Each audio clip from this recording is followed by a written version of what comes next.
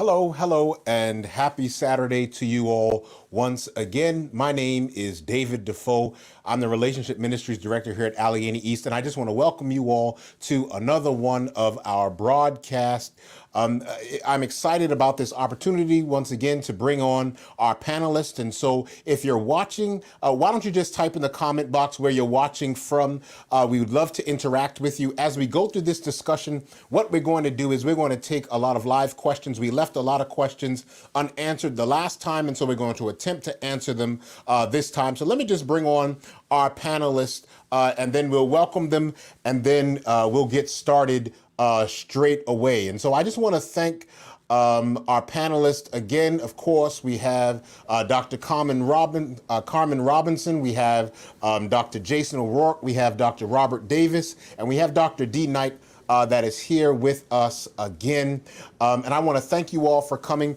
Just really quick, just tell us, just in a couple of seconds, what you want to get from this discussion and any introduction remarks that you want to share with everybody. We'll just go around in the screen. We'll start with you, Dr. Robinson. All right. Good evening, everybody. Thanks, Dr. Defoe, again for the invitation. I'm really excited to delve into this again. My opening comments, I have a couple of avenues that I approach. As I have, obviously, I'm a Christian, and I'm a Sabbath-keeping Christian, so I have that perspective. I'm also a medical professional who has continuing educations in sex and sexuality. I counsel a lot of my patients. They're married, they're unmarried, they're LGBT, counsel them on their sexual urges, their desires, their appetites. And so I try to marry those two perspectives to try and give objective and practical advice. So glad to be here. All right. Awesome. Awesome. Dr. O'Rourke? Good afternoon. It is a privilege to be here. I am Dr. O'Rourke. I am a chaplain. I am a former pastor. I have written a book on the topic. I'm coming particularly from the issue of addictions and from what I see in the Bible as God's original design, and from the high view that I believe the Bible takes, as does my professor, in the book of Song of Solomon, when it talks about marriage and intimacy. And so I that is the perspective that I come from. All right. Rob? I'm sorry, Dr. Davis? Hey, man, I'm Rob, Robert, Bobby, whatever. Folk call me so many different things. I don't know who I am sometimes. I hope that at the end of this discussion, that individuals will be, who need to be, will be liberated to enjoy sexuality in the way that God intended, and that individuals will be able to even go to another level, who are already experiencing satisfaction, will be able to go to another level of satisfaction in their sexual relationships within the context that God has ordained. All right. Dr. Knight? Yes, I am for freedom, no matter who is set free. So if people can gain a little more freedom, if I can gain a little more freedom from this conversation, from the questions, from opening my mind up maybe in a different way, then we will be a success. Awesome. Awesome. Okay. And so I want to thank you all for that, for those words of introduction. Someone asked in the comments earlier what qualifies us to talk about this topic. You all are professionals. I just tell people I try to have more of it. And so that qualifies me. But you all are here. You all are professionals. And so we are going to have this conversation. Poor whom? Withdrawn. Okay, withdraw. All right, so let's get right into it. The time is going to go by really quickly, so let's get into it, right? Last time we left off this conversation talking about sexuality in the church. We're going to talk about also some of the abuse that takes place in the church, as well as some of the inappropriate behavior. But I want us to start with this. What are some of the tangible ways that we can correct the way that sex is talked about in our churches to reflect the beauty of sex as God intended? So, like, what are some of the ways that we can correct the way sex is talked about in our church so that we can reflect the way that God intended the beauty of sex to be? I'm assuming you want any of us to jump in. So, Yeah, absolutely. how can we begin to correct some of the ways that sex is talked about in our churches? Yeah. So, again, I think I'm going to say something that the church probably doesn't always address, and perhaps that's because the church at large, right, very much benefits from it, and that is that the church, and I mean, all of us, really, society in general, is very heavily invested in sexual repression. And what do I mean by that? I mean all of the self-help books and the seminars and the sermons directed at single women, sometimes men, but most often single women. That's big business. And most often in the church and in the world, secular society, I think that it's just often not addressed. So I think that any discussion of why we don't discuss sex in the church and why we're not discussing it in an appropriate manner has to begin to talk about and acknowledge the sexual repression of women specifically that many people benefit from. And that's just for starters. But also, we have to talk about sex. We have to talk about it. But we also have to listen. So my advice to pastors is listen to your members. To youth leaders, listen to your youth. People everywhere, people in leadership positions, you need to listen. You need to stop wielding the power of the pulpit. Stop always having something to say. You need to listen. And when asked questions, you answer them. And when you don't know the answer, you say so. But you listen. Listening is a way of divesting yourself of power. It's a way of sharing power. And that's how you start to champion justice in this area. You create a space for conversation and you don't feel the need to lead it. You don't feel the need to censor it. You don't feel the need to do anything but listen and give people a safe space where questions can be asked and answers can be had, or no answers can be had. And that's okay as well. And to piggyback off of what Dr. Knight just said, when we have to create space for the conversation to take place. I mean, she hit the nail right on the head. And so we have to be very intentional because, when we talk about having these conversations, being honest and open about answering the questions, et cetera, unless you actually are intentional about creating the space. And a lot of families do this with other subjects, and that is they have, these family conversations, these family meetings where anything can be discussed. And so that's an intentional way of saying we're going to meet together as a family to talk about this. Well, the church is a family. It functions as a family. It has all the emotional components of a family. So the church also has to say we're going to be intentional. And this falls on pastoral leadership to say we're going to be intentional about creating a space where we can have open, honest, transparent conversations about sex and sexuality. And if you're going to do that, right, if you're going to have these conversations, as you attempt to present the ideal, let's just embrace the fact that people are. People are going to come to the table, having experienced already. Okay, great. Moving forward, what does healthy and from a church perspective, healthy and holy look like going forward? Without condemnation, without shame, you've got to allow for the journey. And as one speaker said, I believe it was Henry Wright, he says that God, and other people said it, but God is interested in the trajectory of your life, the direction that you're aiming at. And so, I think we have to give people permission to be on a journey, and that we walk along with them. A lot of my growing up in the church, I remember there was a point in time when that journey was expected to be over. And you get on, and it's like, well, no, not in an environment not in the pornified culture that we have now. That's not going to work. People are on a consistent and continuous journey. You don't know when the Holy Spirit is actually going to get in on their heart. You don't know any of that. You don't know why they behave the way they behave, why they do. You don't know anything. So you got to let that journey take its course and just be willing to have a very frank conversation about stuff that might make you uncomfortable. But if you're going to journey with someone, then they're going to trip and fall, and it might make you uncomfortable. Or more specifically, you might have tripped and fallen and made somebody else uncomfortable. It don't always have to be them. That's the next thing. It don't always have to be other people are messing up. No, because I can tell you right now, listen, how do I want to say this? And I'll be very honest. A lot of us that are talking about the talk, this conversation, that teach it from a purity concept ain't pure.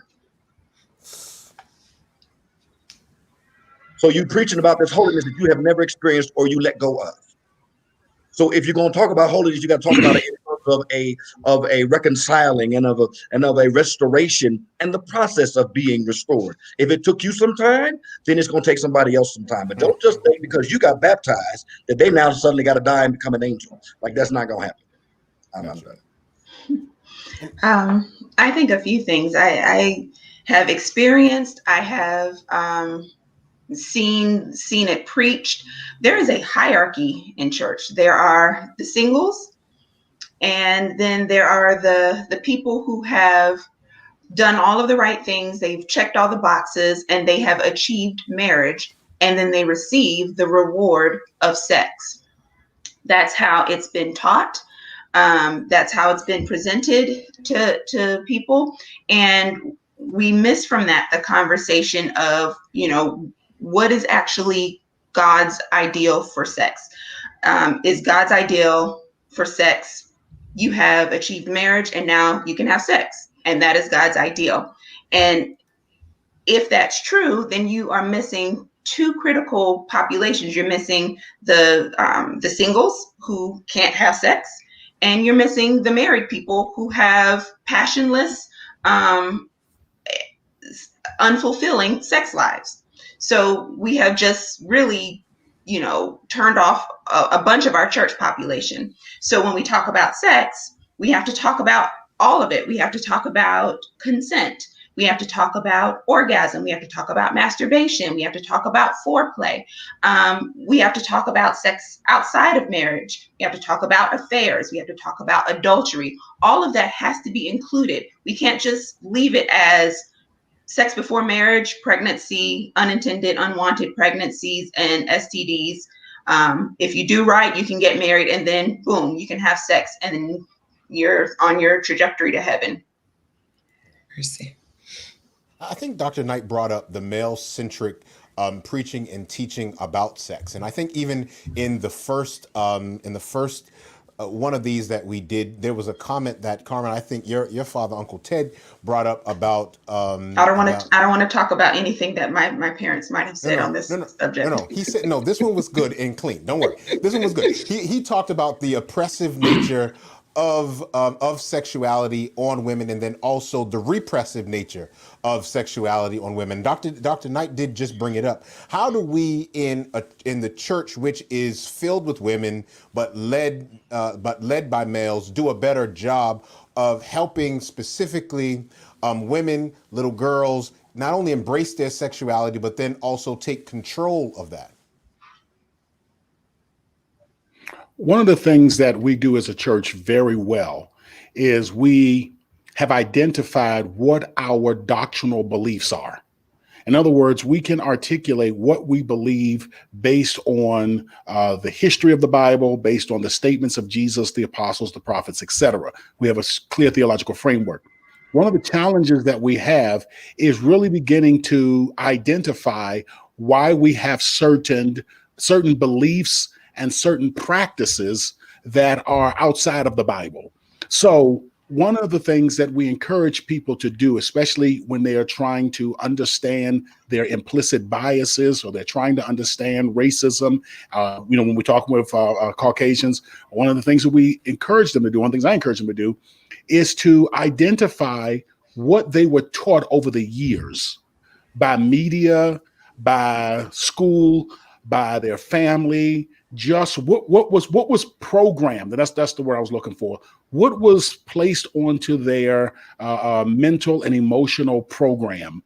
What was written onto it? And a lot of times we as churches have not done that either, as it relates to sexuality, as it relates to the oppressive and repressive nature of a male-dominated church culture, is to say, okay, as men, what have we been taught since we were little boys? I went through elementary and middle school in the 80s.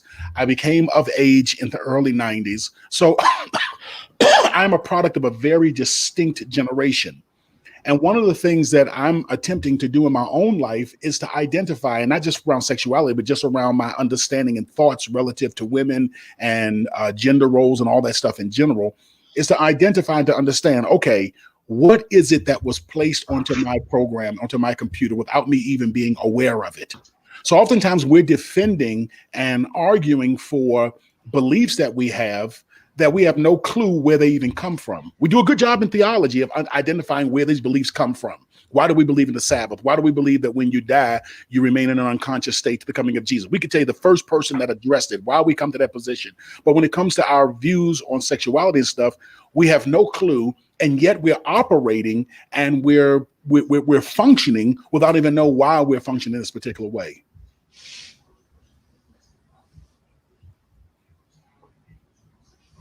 Okay, so examining your own beliefs. Can you repeat what your question is? Just concisely say what your question is about it. We were just talking about the male-centric or male-dominated repression and oppression, and specifically of women as it relates to their embracing of their own sexuality within the church environment. Okay. I mean, because when you're talking about oppression, you're talking about power, right? You're talking about power differentials. So if anyone has the power to oppress someone, then it's imperative, if they are serious about justice, that they start distributing or redistributing that power, right? So we really can't talk about women's sexuality and women embracing their sexuality without talking about men maybe, again, divesting themselves of that power that they're holding on to, and being intentional about that, right? And so that's a part of it. And we can't sidestep that. We can't look at an organization and say, hey, it's okay that all of the men are the ones in power and all of the men are the ones who are presidents of your organizations and who are secretaries and who are, in leadership positions and decision-making positions. But then how come women aren't really empowered in the bedroom? Well, because we're not being empowered anywhere else, right? Or we're not allowed to have power anywhere else. So if we're talking about being serious about sexuality and about women and justice, then we have to be serious about the structure of our organization from the top to the bottom. That is not going to somehow just in the bedroom, it's an okay thing, right? All of a sudden in the bedroom, you have empowered women when you have an organization that they're beholden to that disempowers them and very explicitly disempowers them. And I want to just engage Dr. Knight for just a second. Mm-hmm. One of the challenges is that when we talk about making change, if we don't understand why, we don't understand the root of why we do what we do, making the change is very difficult because it becomes so ingrained. So I agree 100% with everything that you said. I want to just add that we really do need to understand what is it that has been placed onto our minds as men and as women? Because as Dr. Defoe just said, the majority of the church is women, but the majority of leadership is men. So the $1 million question has to be asked, even why is it that women are tolerating? Since we have in the Seventh-day Adventist Church anyway, it's a very democratic process. We have to understand why, men have to understand why is it that we are perpetuating a particular system. Again, what is it that has been going on for years? What notions have I grabbed and believed? Women have to answer the question, why are we tolerating it? What notions have we been taught, and what is it that we actually believe and have bought into? This is a part of the process that's very important. And so I just want to say really quickly to that. And so asking why is it women are tolerating XYZ when men have, let's just be real. It's a toxic environment when you're empowering one group and disempowering another. And so asking someone who's in a toxic environment, why are you tolerating this toxic environment, is, I think, the wrong way to go. I think that's the wrong direction, simply because, we have a democratic process the same way that our country has a democratic process, right? But who's in office? The good old boys, right? And so the reality is the same people who have been in power are in power. They're the ones who make the rules. They're the ones who decide who the rules are going to apply to, right? And so right now, the reason that we're tolerating it is because the people who are currently in power are the ones who make the rules. They're the ones who police each other. What do we see when there's some misconduct? We see a laundry list of men talking about how they're going to investigate the men.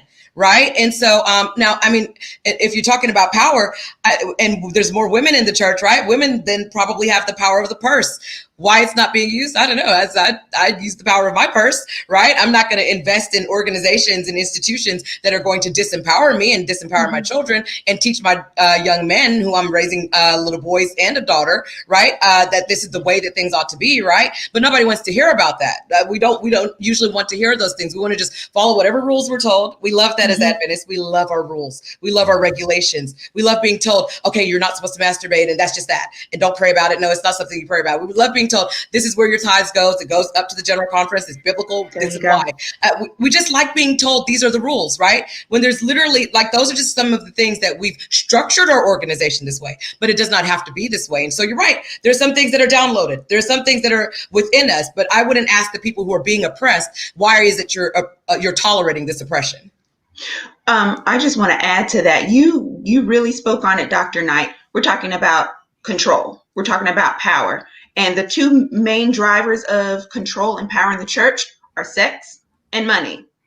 So on the one hand, women are the workhorses of the church. Let's just be real. We are the workhorses, especially single women. We don't have kids. We're not married. So we're free to serve on all of the committees. We're free to go to all of the youth events and serve as the mentors and the youth counselors and, be the ushers. We are the workhorses. And if you are using the Bible to Bible beat and thump people into thinking that you have to do this one thing in order to go to heaven, you control that narrative. You tell them, no, you can't, have body autonomy. Pleasure is reserved for the marrieds, and you have to do this list of things in order to be married. You control that narrative. It's men that are controlling that narrative. When you talk about money, Black people are the workhorses of the church, in particular, the Adventist church. If you look at the demographics around the world, it is Black people in North America and the Africans.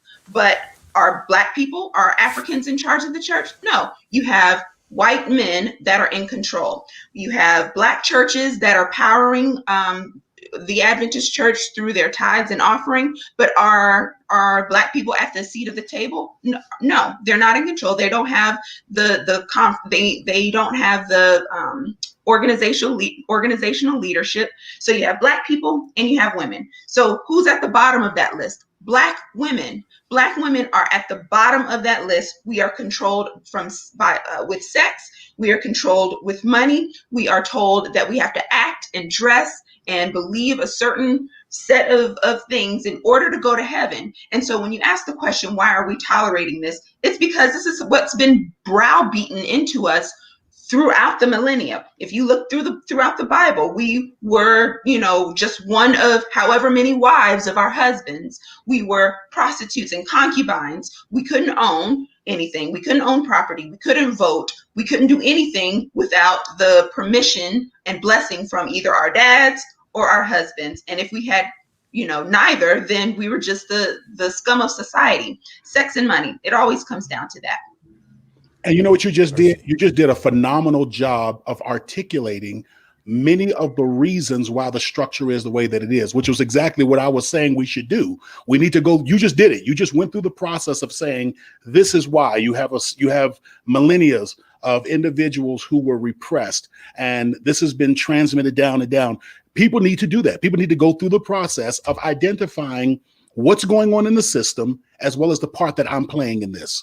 And that's not victim shaming. That's not saying that you are the one to blame because of what's happening, but it is saying, you know what? I am no longer going to tolerate certain behaviors. I am no longer going to tolerate it. And I can say this because I'm no longer an employee of the Seventh-day Adventist Church, after 22 years. But, I'm no longer going to tolerate a system that only empowers white men. I'm no longer going to tolerate a system. I know how it got here. I can trace from 1844. I can even see the part that I played in it in my 22 years of pastoral leadership. But I'm not going to tolerate this going forward. And I think that this is the thought pattern that we have to have within our local congregations. And I started with the first responsibility being with men. Men have to say, why is it that we are sexist? Why is it that we have these repressive and oppressive views? What have I been taught? What did watching Knight Rider and A-Team and Blue Thunder and He-Man and all these other cartoons and G.I. Joe. What did those things place on my computer? What did I learn in my community when I would walk down to the corner store and hear the older guys out there talking about sexuality? What was placed onto my computer? What did my parents teach me or not teach me? How did I learn about sexuality? These are the type of questions. What was it that I was taught in school about the roles of genders as it relates to boys versus girls? What did teachers teach by their actions and then reinforce by their actions? These are the type of questions that we have to, and I'm again on men right now, that we as men have to ask ourselves.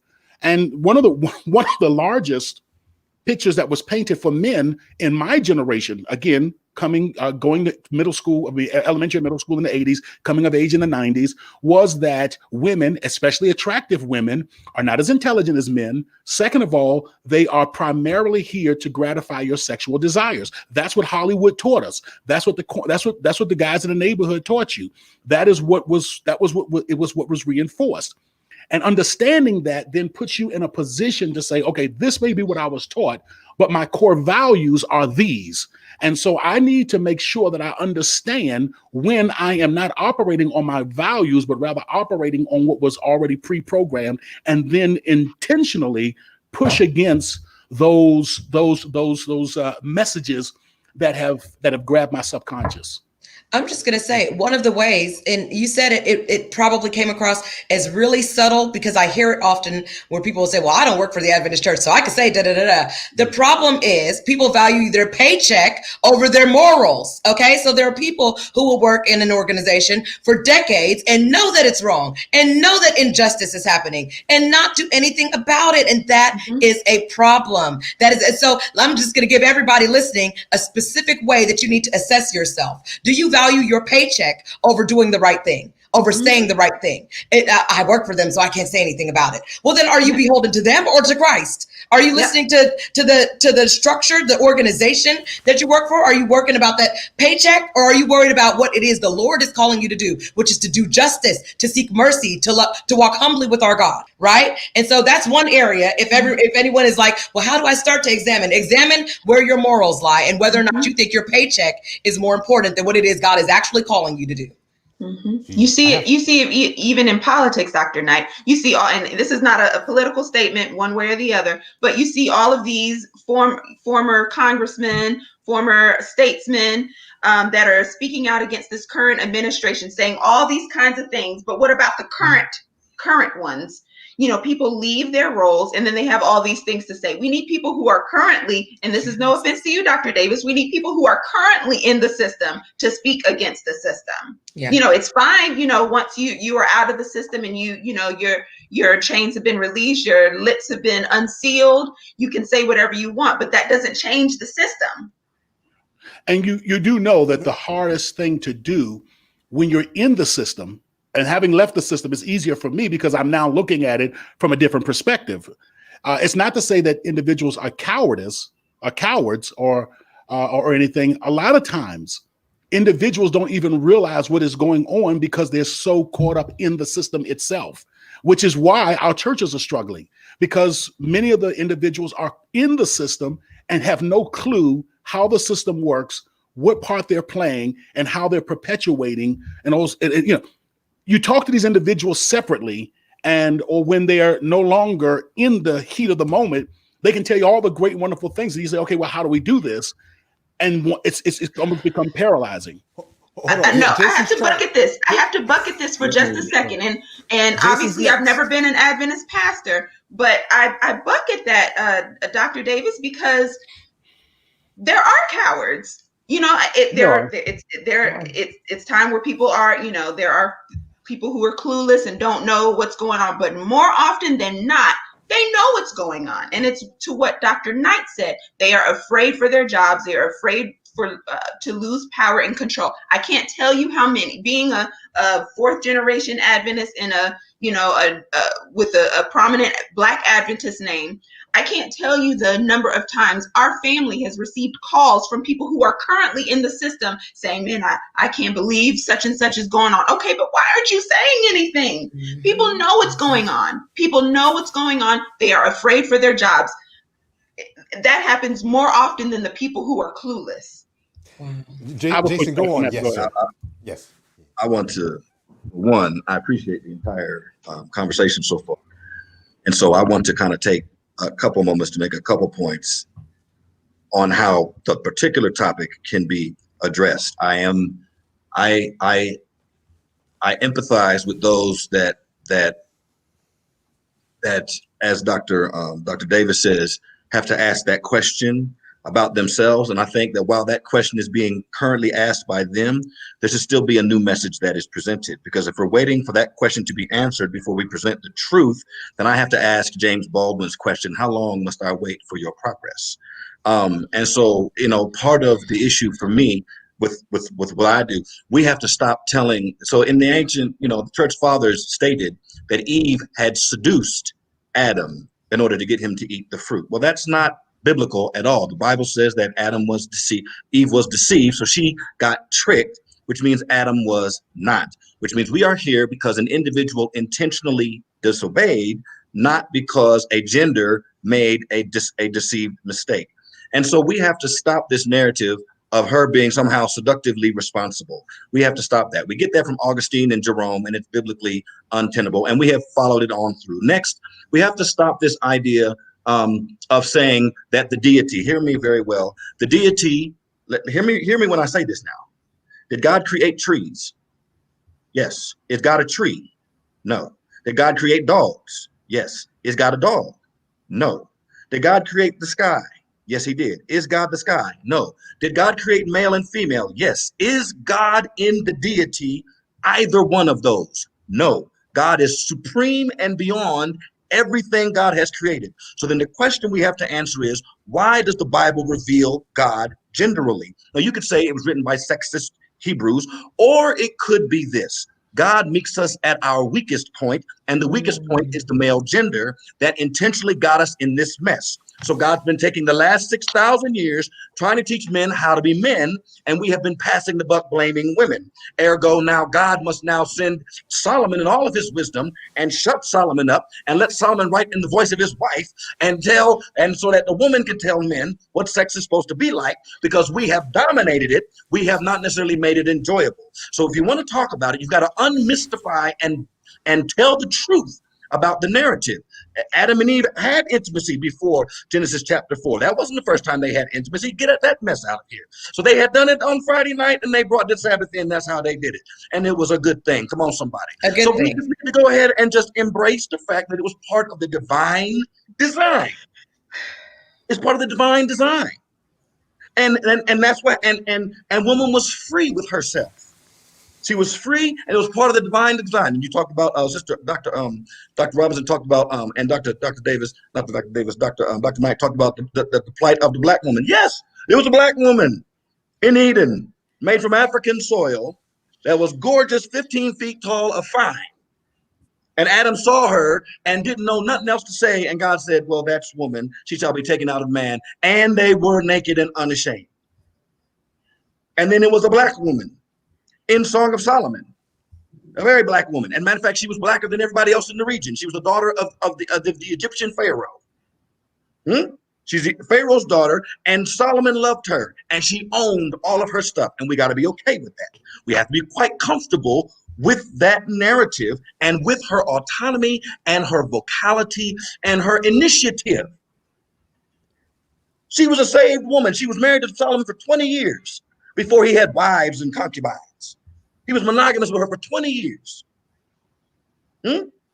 And she had it, and she held it down, and it's all in the Song of Solomon, and she did not hide one thing. So we've got to stop this false theological narrative. It's lies, and tell the story as the Bible tells the story, that men got it wrong. And God's been trying to show us how to do it. And even then, it's so fascinating that when God uses, this is fascinating, when God uses his people to meet the world and to the secular society and try and engage them in a salvific, relationship, he always equates his people to a woman. He sent his son, but his people are the woman. His son comes to show men how to do it, but his people are the woman.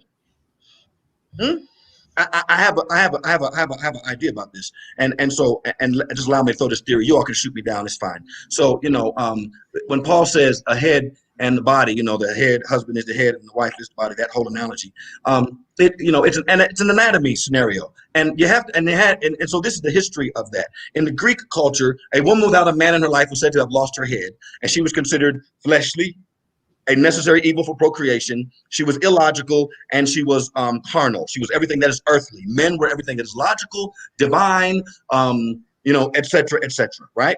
And so what Paul does in Ephesians is take the two and make them one in the perspective of the Romans. But here's the deal. If you look at how the Romans, and particularly I would say men in general, we interact from a distance. We interact from a head scenario. We interact either we're imagining what is the ethereal, or we are seeing things at a distance, or we're hearing things at a distance. We can even smell things at a distance. But if your head is going to eat, your body has to take you to the food. Your body has to take you to the food. If your head is going to feel anything, it has to come from the body. It has to come. We have to be appreciative of body language. 90% of all communication is body language. More than 70% of the church is female. They have a whole different language than we do, and we have to be quite comfortable with it and do like Solomon and shut up and let them speak. Because half the time when all of us are sad, and then the people in the audience watching, when you're sad, you don't need your dad coming to you giving you a theological or philosophical explanation of what's going on. You need your mom to hug you and call it a day. And that is what the Bible likens the church to.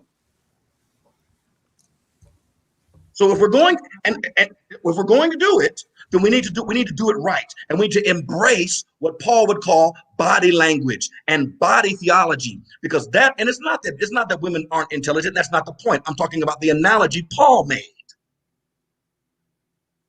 There's a whole different language. Men are from Mars and women are from Venus. I don't really care about the Greek gods, but I'm talking about they have a different way of thinking, and it's perfectly suited for everything that we think it's not.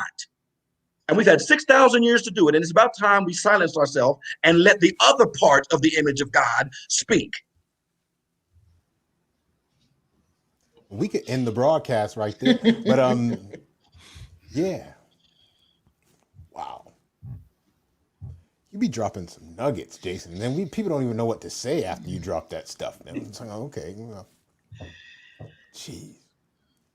All right. Any reflection from our two female panelists? And then we're going to go back to some of these questions we didn't get to, because we're about to not get to a whole lot more.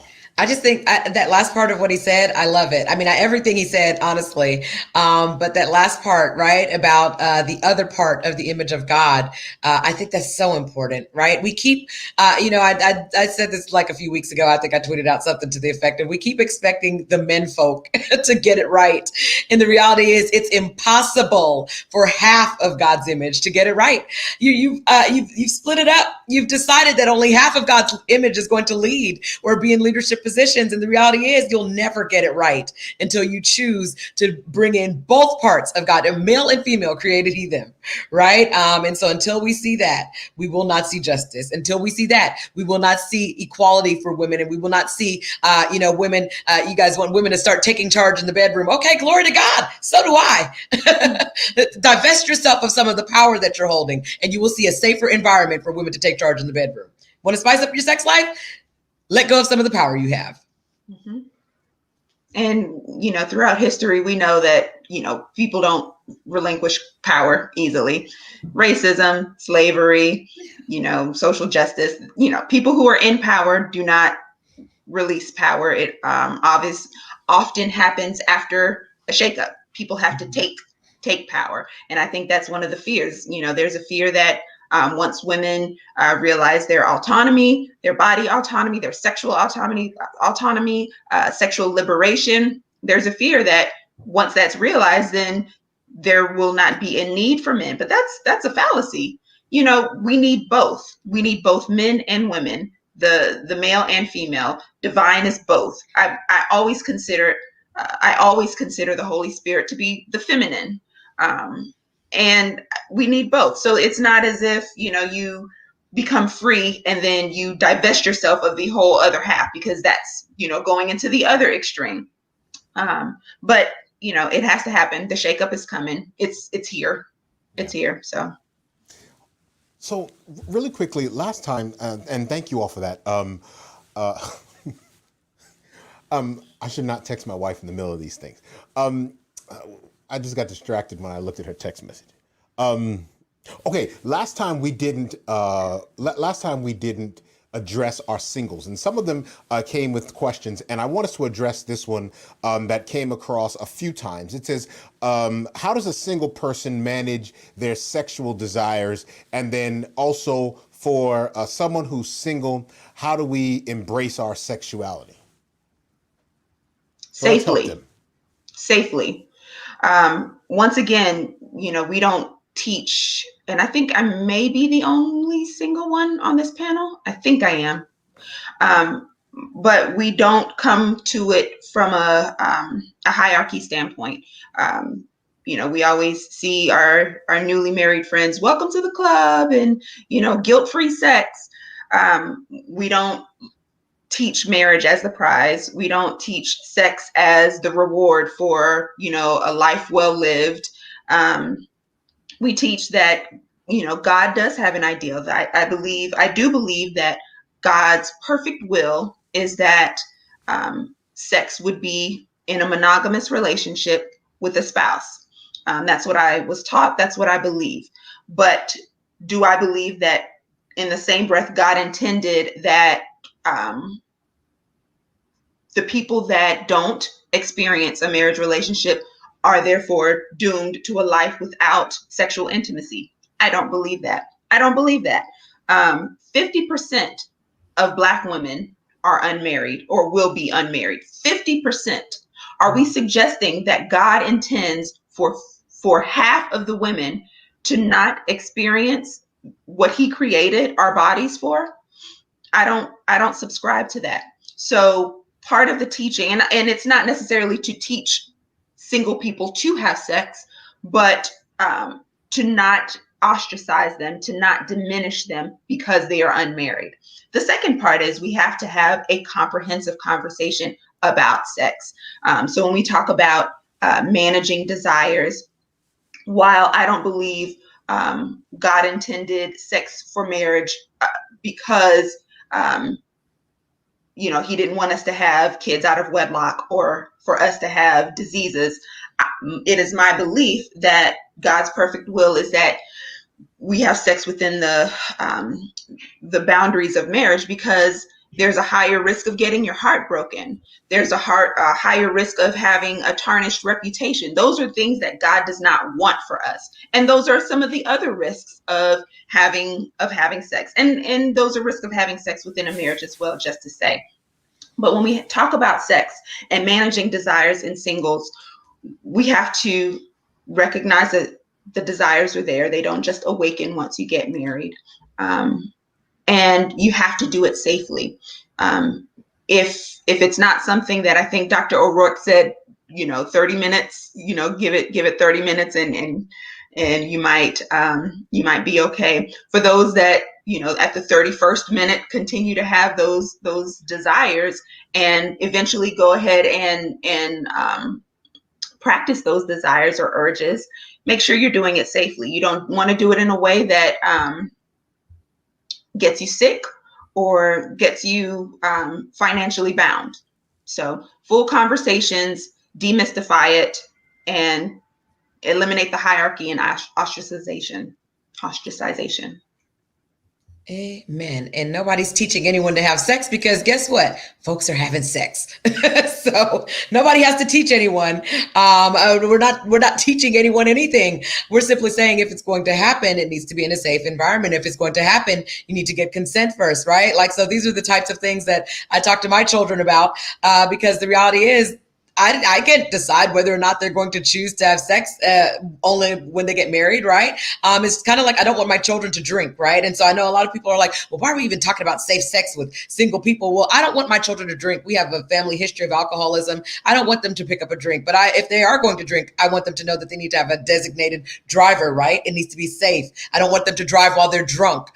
Same thing with this. I want them to wait until marriage, but if they're not going to, I want them to wait until they have a consent. I want them to wait until they understand understand the ramifications of what it is to have sex, right? I want them to have protection, all of those things. So even if they're doing something that, I mean, it's kind of like where God was like, God, I hate divorce. But he gave us some parameters around this thing, right? So that we can be at least safe to some degree in the thing that we're doing, that he's saying, yeah, I hate this thing, but since you're hard-headed, go ahead, like at least have these parameters. Don't just be putting the widows out or put the women out and, having them out here destitute, right? And so I think that we need to be very wise as far as the fact that, like, listen, people are having sex. Let's stop playing the game of, okay, getting behind the pulpit, which is very easy, by the way. It's very easy for me to stand behind the pulpit and sit behind the screen and not be sexually aroused and talk to you guys about self-control and discipline. Wonderful. But I'm talking about when you are in the situation with somebody that you like, right? Then what are you supposed to do? And that's why I liked that Dr. O'Rourke had some practical advice, at least, right?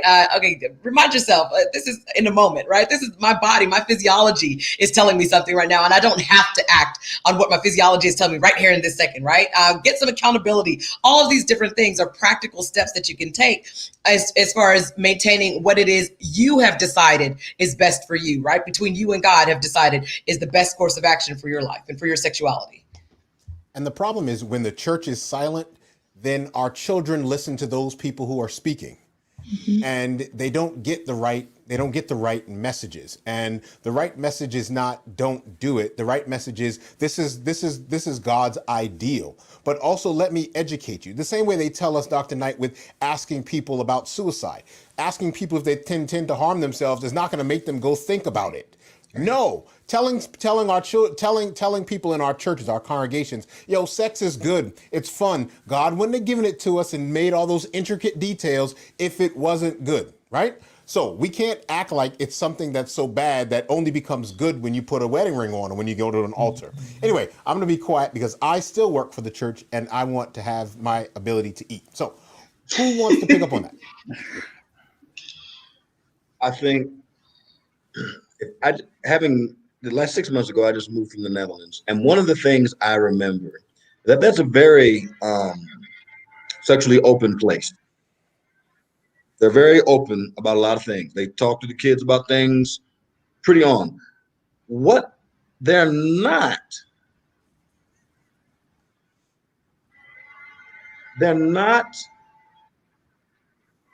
their sexual culture is very different than ours.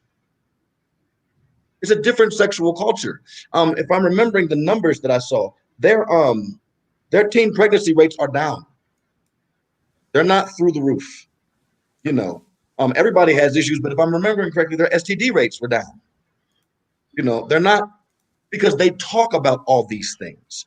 And so I will not rebut my good doctors here from on the medical standpoint whatsoever. I will say that I do believe that a puritanistic approach has proven itself to be untenable.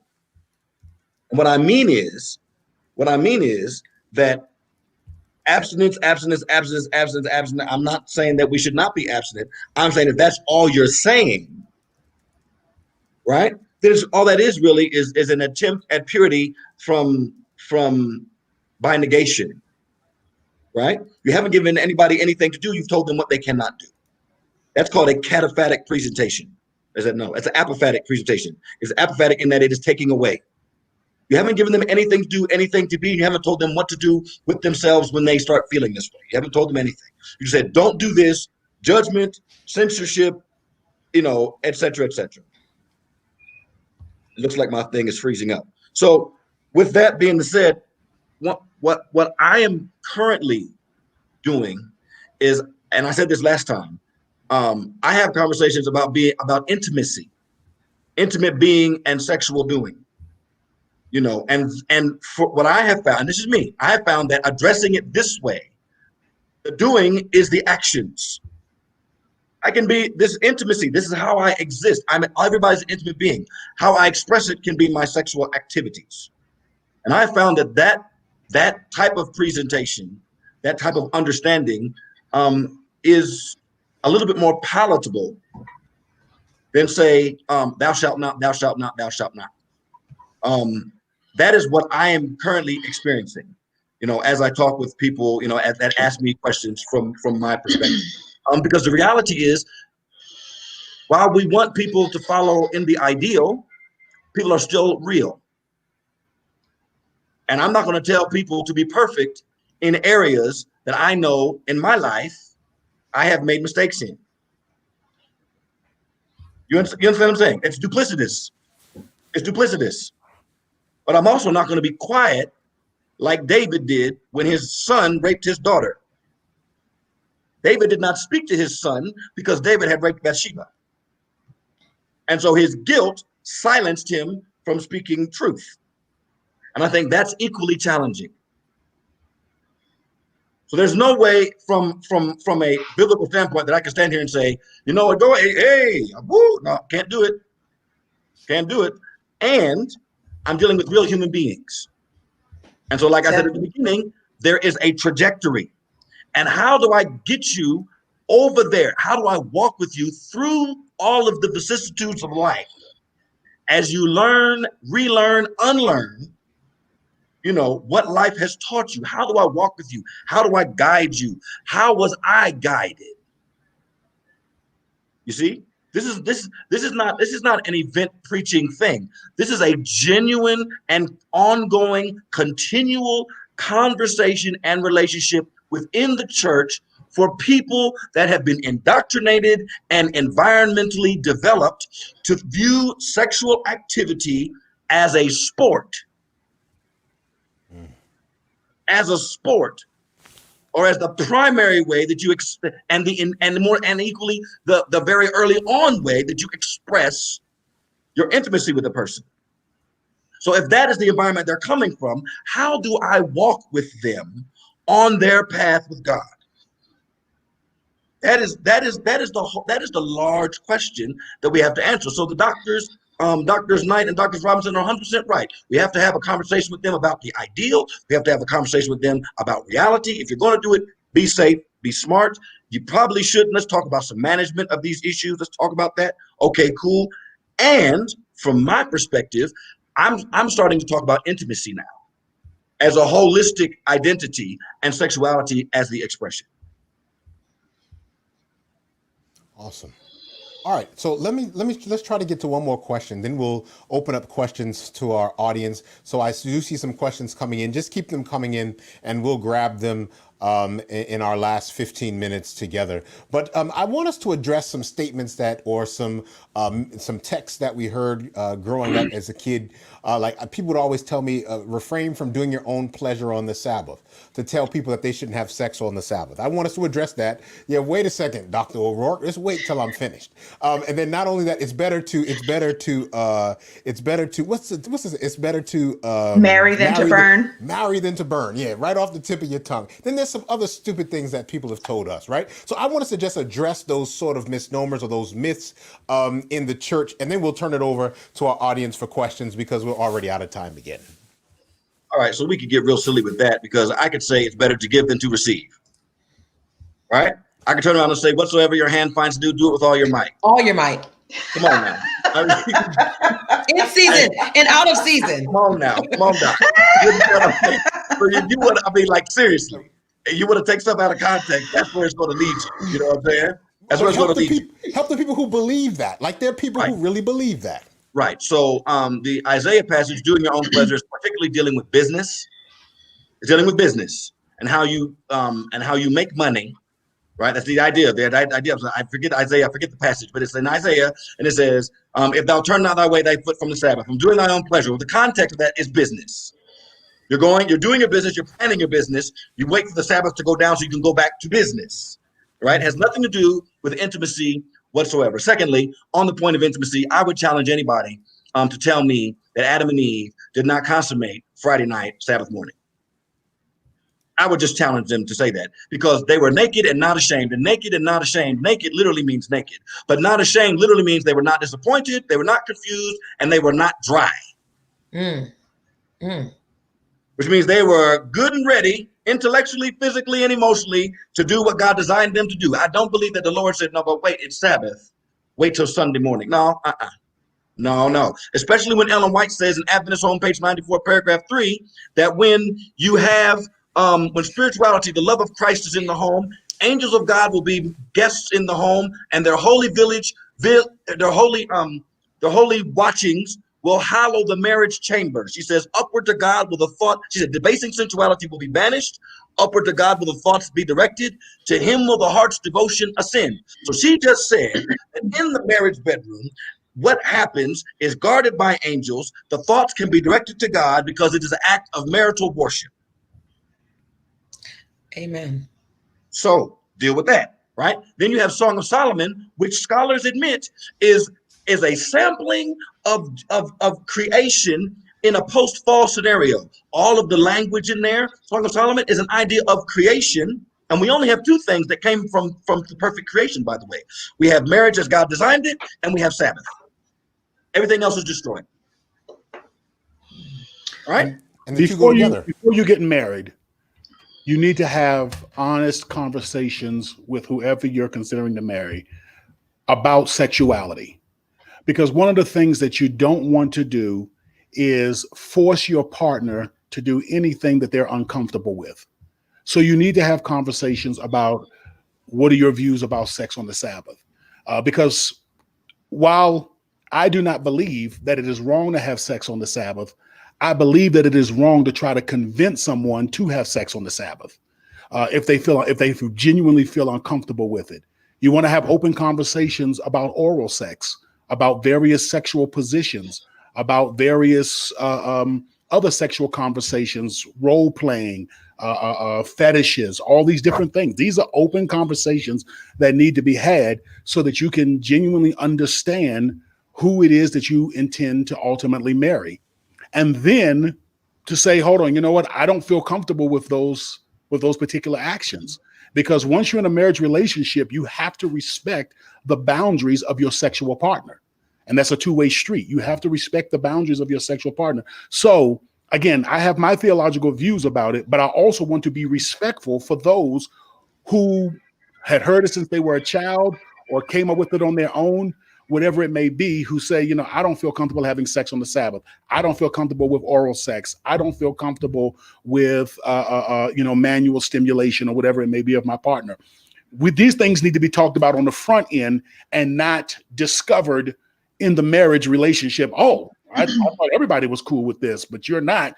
Well, you know, that's what makes me feel good. So you're going to do it, or, you know, we're going to have some problems. No, let's get all that straightened out on the front end rather than in the relationship and then having to deal with all those issues. One second, if I may, Dr. Robinson, let me just address the married and the burning thing. That's Corinthians. So let's just do some historical analysis of Corinth. To Corinthize in the ancient world was to be so abjectly immoral. I mean, they were so immoral. During the time of Strabo, the historian, the temple of Aphrodite had over 1,000 concubines, male and female. And they were the sailors were known to come there, and it was just a lewd, crude, and rude place. And it still had that type of tone during the day of Paul. So when Paul writes to the Corinthians, he's talking to the people that literally have cultural and practical applications of rancid immorality, even in a theological standpoint, because they would fornicate in their pagan temples. Okay? So it's what they did with the sailors, it's part of life, it's what they did at their pagan churches, everything. So he tells people in chapter 6, these are the kind of people that he says were saved. And we all know this because we've heard it, but he says it anyways. He says things that aren't getting into the kingdom. And he lists, I'm not going to read the list today, you all know it, but he says, and such were some of you. So these are the people that he's talking to in chapter 7 when he says it's better to marry than to burn. He's giving a very, very practical application for people whose general trajectory of their entire life has been overly sexualized. Overly sexualized. He's not talking to just any and everybody, just, hey, it's better to marry than to burn. No, he's not saying all that, because he turns around in the same chapter and says, listen, if you can do without, that's fine. For the kingdom, you can do some other things for the kingdom, that's fine. But he's talking specifically to Corinthians and people who have experienced entirely too much. Today, we might call them porn stars or prostitutes or something like that. These people have experienced too much. You may not want to ask them. You may not want to ask them. They may not be at that space to say, I'm just cutting it all off. I'm not doing nothing. They may not have that ability. That may not be where they are. So he's like, look, get married. You had a whole lot of experiences. The marriage bed is undefiled. He's talking to a very specific group of people. Don't broad stroke everybody with that. That's unfair. It's absolutely unfair. Yeah. Dr. Robinson, you had something? Thank you for that, Dr. Rourke. I was just gonna give something that just give a little context. We all know the Bible has been used to justify slavery and oppression of Black people and polygamy and women as property and no tattoos, mixed patterns, braided hair. My hair's in braids, so that's I'm done for. I think a lot of times we opt out of worshiping God for the sake of worshiping the Bible that was written by imperfect people. The Bible was written by humans. There are people, I believe women, who probably contributed to the word, and it's not included. We're talking about scrolls that were pulled out of caves. Some probably were, moth eaten and not added. And it's not to say don't believe the Bible, don't believe the word. It's not to say that it's not God's inspired word. That's not what I'm saying. Please don't go into the Facebook chat saying Dr. Robinson says don't read the Bible. But what I am saying is develop a relationship with the God of the Bible. Yeah. He still speaks today. He does. He has not stopped speaking since Revelation was completed. He speaks today, and he gives inspiration, and he gives correction and direction even today. And he will guide you in all of these decisions, whether it be sex on the Sabbath, whether it be anal sex, whether it be masturbation, whether it be marriage, leadership in the church. He will speak to you on that. Read the Bible, have your devotions, study to show thyself approved. Yes, do all those things, but also get to know the person that inspired that book. Yes. All right. I think you're on mute, Dr. O'Rourke. Wait, in case somebody wants to question or kind of rebuke what Dr. Carmen said, she's actually quoting the Bible, because in Ephesians chapter 3, it says, for this cause I bow my knees unto the Father of our Lord Jesus Christ, of whom the whole family of heaven and earth is named, that he will grant you according to his Spirit to be filled with might on the inner man, that Christ may dwell in your hearts by faith, that you may be rooted and grounded in love and be able to understand intellectually the height, breadth, depth, and width. That's intellect knowledge. But then he goes on to say, and to know, and that is the intimate type of knowledge, gnosko. Joseph did not gnosko Mary until after she had the baby, to know the love of Christ, which surpasses knowledge. So what Dr. Carmen is just actually offering to everybody is the gnosko of Christ that surpasses book knowledge. So let me just tell all the theologians that are watching, if all you have is book knowledge, you don't gnosko. Come on.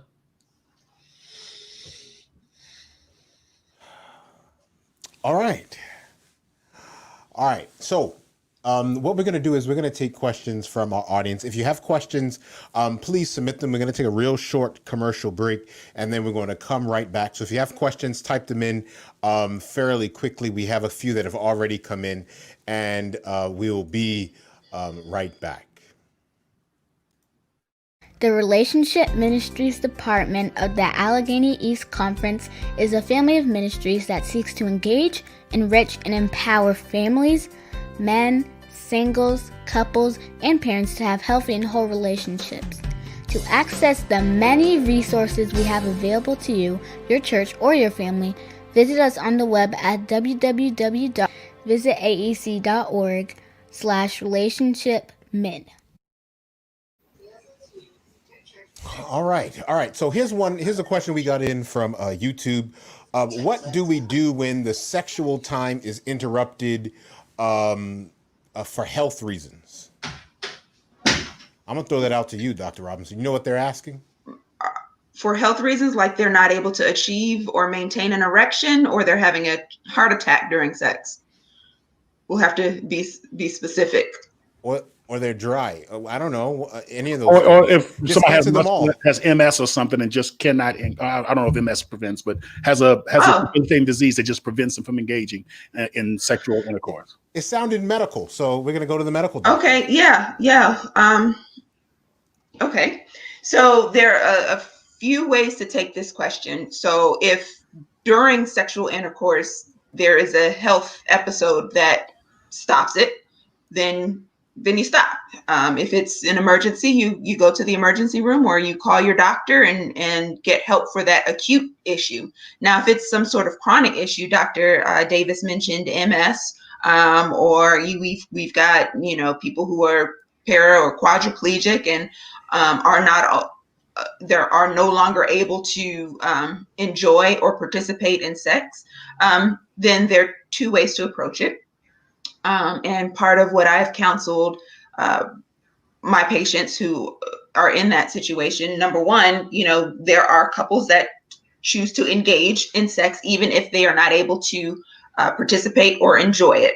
And that is a decision for that couple, whether it's, using enhancers, penile enhancers, or for women, lubricants, one partner is still able to enjoy it. And then there are other couples that opt to have what is commonly known as open relationships. And that is a decision between that couple. Now, obviously, I'm not coming from the, fundamental beliefs perspective in that regard. This is a strictly medical, psychological perspective.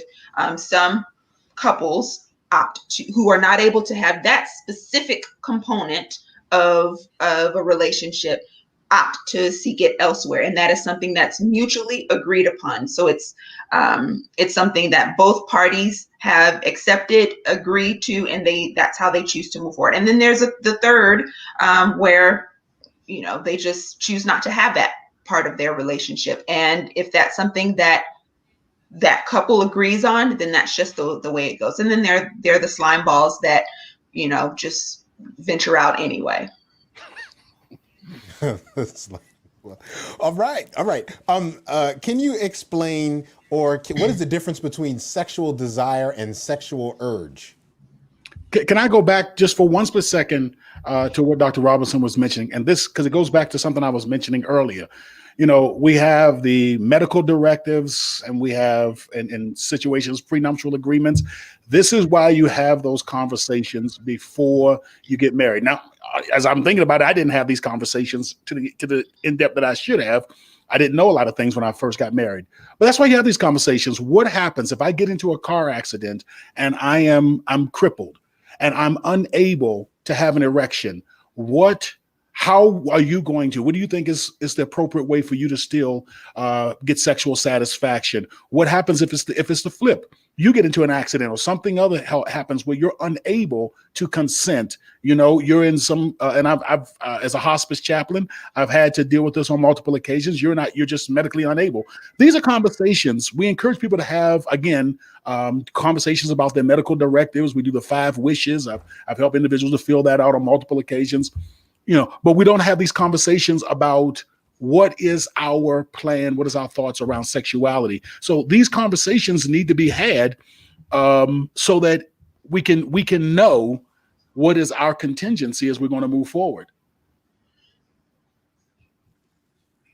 Okay. In the language that I'm familiar with, it seems, when I think of urge, I think of surge. Now, that's just coming from my background and my experiences. A surge, when I think of a surge, I'm almost thinking of being compelled to do something.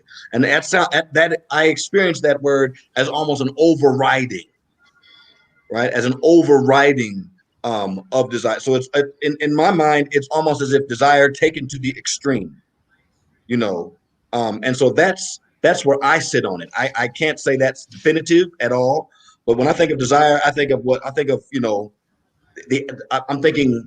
what I would think of a normal cycle, which quote unquote normal doesn't really matter because there may not ever be a normal, But when I think of urge, I'm thinking those people that are really pushing the bounds, that may have lost any type of ability to say no, to turn it off, Once when that thing is pushed, they're gone. And they don't know what happened until they're finished. So that is the difference that I make in my mind between desire and urge. I'm not saying that's authoritative. I think the way something like that is kind of my perspective.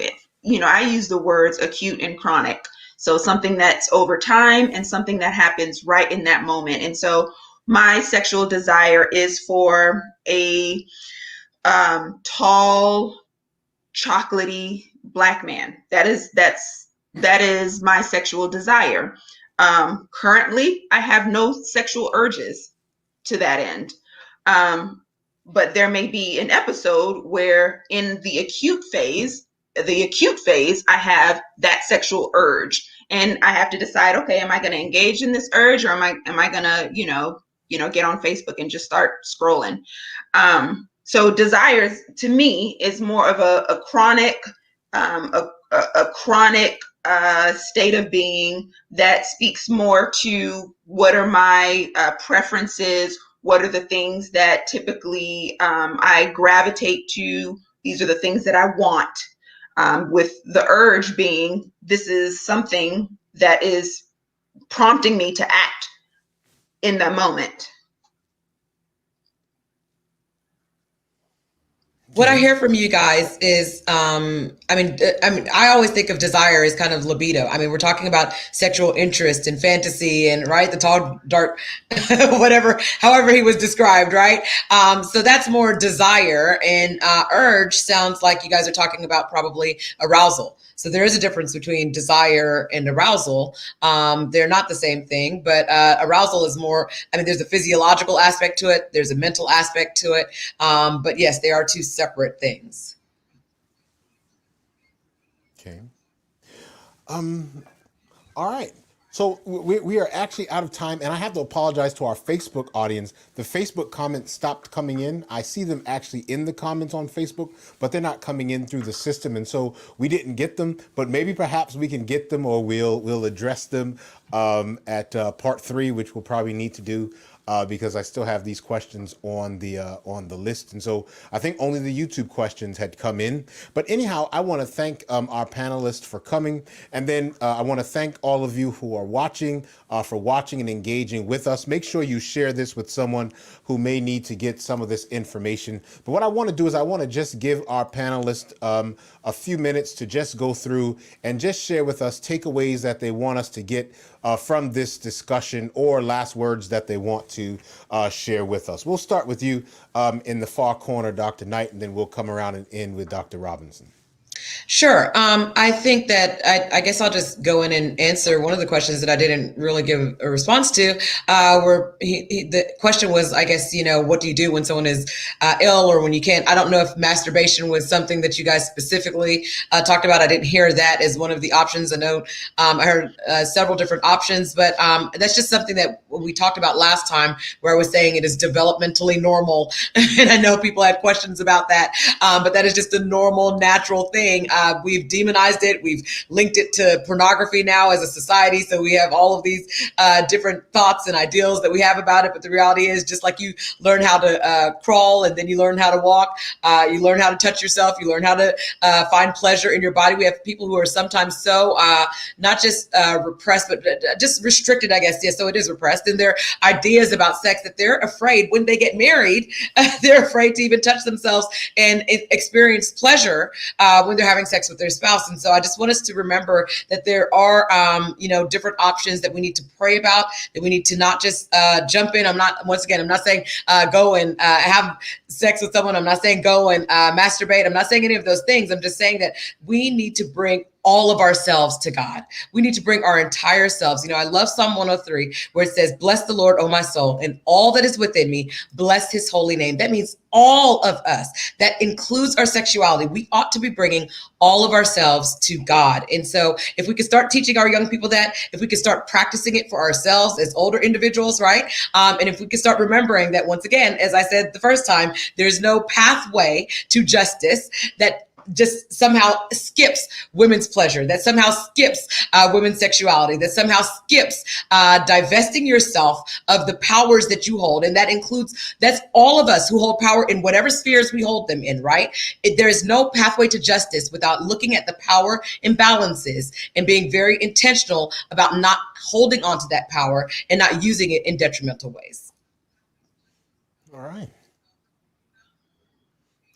Rob? I would just end with two words. The first word being intentional, the second word being comprehensive. When it comes to moving our church, moving our families into the sphere that God wants us to be in, we need to be very intentional about it. It's not going to happen by accident. We're not just going to fall into it.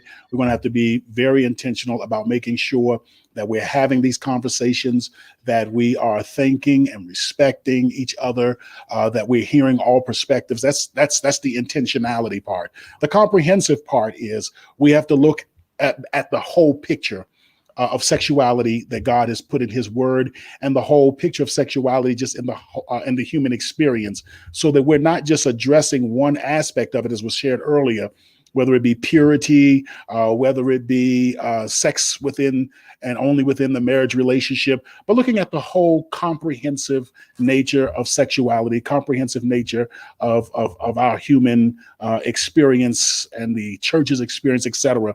So intentionality and be comprehensive, the two words I would like to leave with everyone today.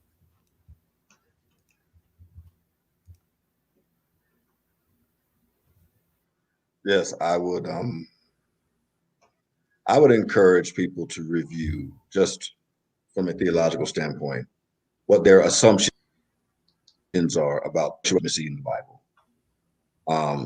Just because we see the patriarchs demonstrated wrongly, or any other Bible character demonstrated wrongly, does not mean that that's God's view. It doesn't mean that it's evil. It doesn't mean that it's unholy, that it's unsabbathful.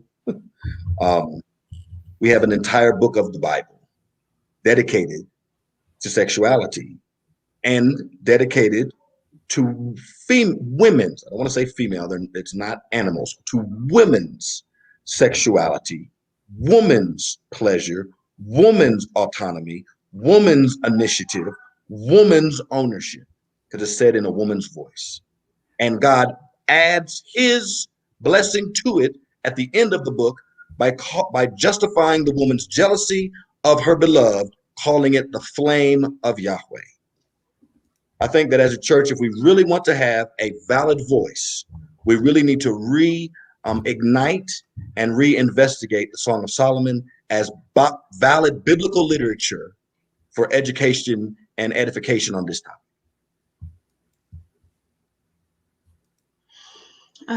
I'll start with my singles.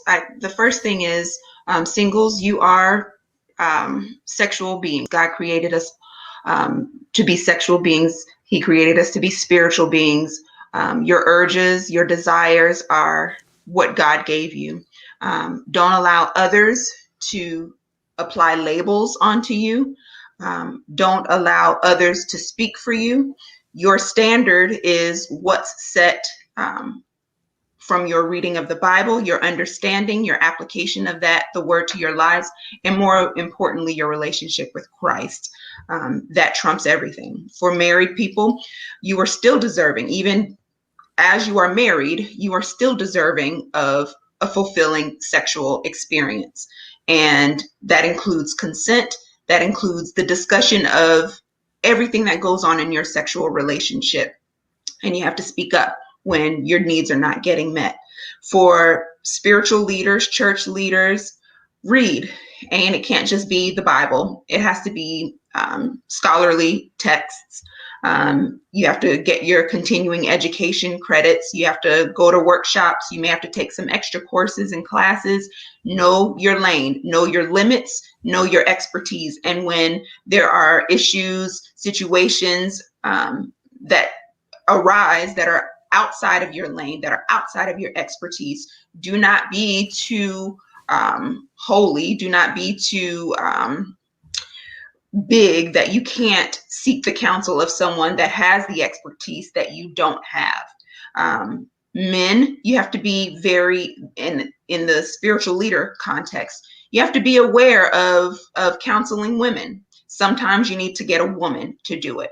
And I think that's where some of the sexual abuses in the church have come up, because you have leaders who are not educated, that are taking advantage of women. So know your role, get more education, and seek expert opinion when you don't have it. And for everyone, I go back to know God for yourself. He still speaks. He still speaks in 2020, and he will speak to you. He'll let you know, he and she will let you know what the standard is, how you should govern yourself, how you should act. Listen to the Lord. He still speaks. Listen, this was awesome, and I want to thank our panelists, Dr. Knight, Dr. Davis, Dr. O'Rourke, Dr. Robinson. I want to thank you all for your willingness to come and share, for your openness, your knowledge.